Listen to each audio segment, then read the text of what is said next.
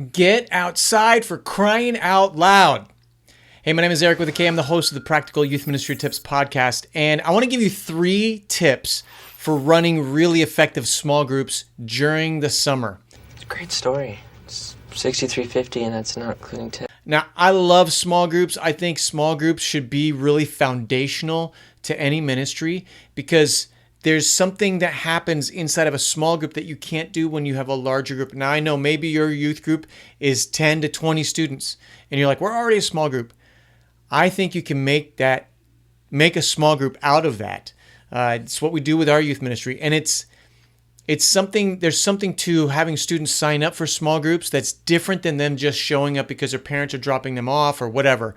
That they are making a commitment, and maybe it's going through a book. Like we've got 2 groups at our church. We're going through the Case for Christ study by Lee Strobel. And there's a student edition. They've got a student leader guide for it, and it's fantastic. For me, over the years, it's one of the most impacting studies that I have led, where I've had more students say, "I always believed, but now I know why I believe." Like giving them some foundation to what they actually believe in and understanding why there is a case for Christ that we can stand on, we can trust, we can believe. Like that book is so fantastic. If you've never read it, I challenge you to read it this summer. If you've read it, but you haven't done a study with it, maybe now's the time to do that. All right. So I want to give you 3 tips that I think are going to be really impacting for your small groups this summer. Number 1, embrace the outdoors, right? So a lot of times we do our groups inside and maybe at your church. Maybe it's at home. I love doing someplace different than at church and embracing the outdoors. Now, I live in a desert where it gets up to 120 plus degrees. Yeah, hot, it's just too hot. And so being outside can be difficult, but do it in the evening, do it in the shade. Still hot? Maybe it's by the pool, right? So you're dipping your feet in the pool and you're talking about what you've learned and what you've read. Maybe you live near a beach, whether it's the ocean or a lake, and you just get away and that's where you do your small group. Maybe it's at a park or somebody's backyard. I just think changing that environment from being indoors, which we typically are most of the year, this is a chance for you to do something different, and it sets up a unique setting for you to have conversations that I think can be pretty fantastic. Good tip. Number 2, incorporate summer activities. Do a barbecue or play some volleyball or basketball. Maybe it's swimming. Great tip, Dad. Something that you kind of break the ice on the front end, and then you get into your study. So I remember when I first got into ministry when I was in Atlanta, we did basketball and Bible time. Oh, that's real creative. And I remember starting at like 10 a.m. on Saturdays, and we played basketball, and I was like, oh, it's really hot and it's humid. It was gross. So we moved it back to 9 o'clock. The next week, I'm like, it's still. So we ended up doing it at 7:30, which students still came out for. I couldn't believe it. But we played basketball, and then we got into the Bible. We actually would go, I think we went indoors for our Bible study time. But having that summer activity available to us, like, not only broke the ice, but build some bonds of just having some fun. So find some sort of summer activity that you can incorporate into your small group time. I think is going to really help build what you want to accomplish through your small group time. That was a very useful tip. And the 3rd tip, flexible schedules. We all know that summertime is crazy trying to have something that's consistent, right?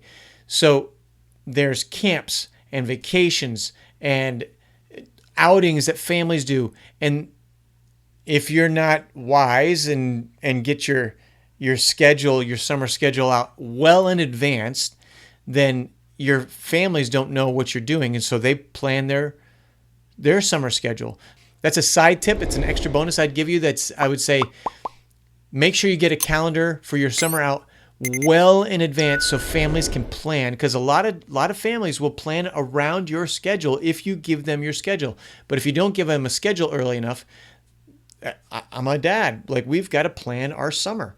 And so making sure that that's out there. Joey, that is such a great tip.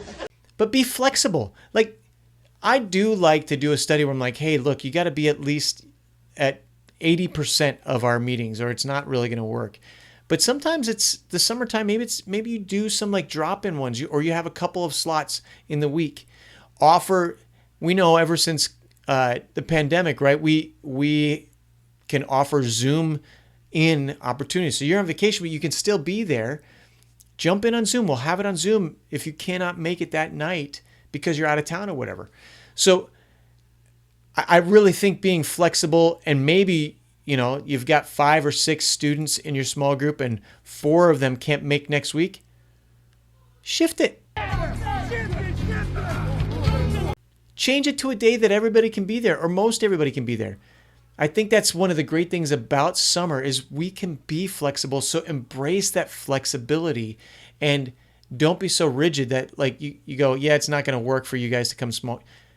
You want your students in small groups. So find ways to be flexible and work with as many of your students as you possibly can. The more you can work with to get in, the better your small group's going to be, right?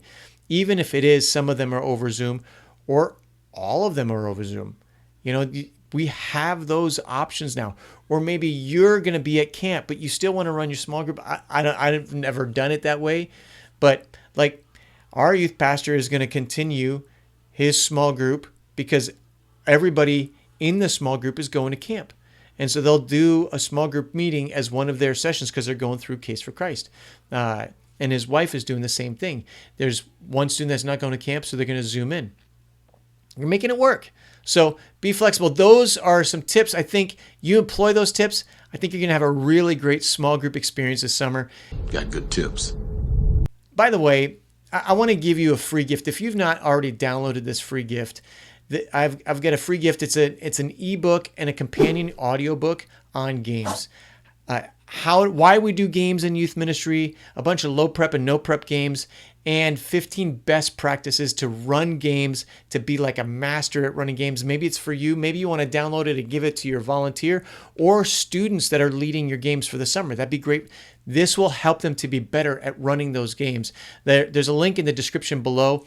If you've got some tips on summer small group helps or hacks that you want to give, would you put that in the description below or the comments below? I always want to learn. So, and if this was helpful to you and you think somebody else could benefit, would you click the share button and pass it along? I'd greatly appreciate it. If you haven't subscribed already, do so. I put out a video every single week, and I want to encourage you, empower you, equip you in every way possible in youth ministry. And until next time, see ya.